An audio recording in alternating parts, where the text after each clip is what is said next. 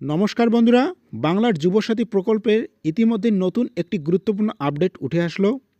তো ফ্রেন্ডস, তোমরা অনেকেই জানতে চেয়েছো তোমরা যারা কৃষক বন্ধু প্রকল্পের সুবিধা পাও, তোমরা এই প্রকল্পের সুবিধা পাবে কি না।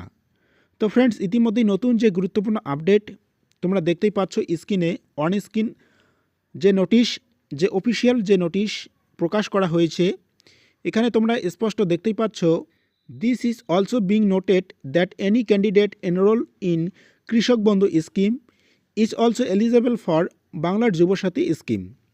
তো তোমরা যারা কৃষক বন্ধু প্রকল্পের সুবিধা পাচ্ছ, যারা নিজেদের নাম নথিভুক্ত করেছো, তোমরাও কিন্তু এখন এই বাংলার যুবসাথী প্রকল্পে আবেদন করতে পারবে।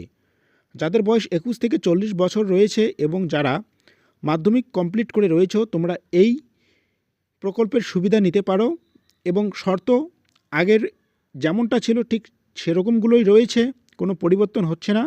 যদি আরও বিস্তারিত কিছু জানতে চাও, অবশ্যই চ্যানেলে ডিটেলস ভিডিও দেওয়া রয়েছে, সেখান থেকে তোমরা বিস্তারিত ভিডিওগুলো একটু দেখে নিও।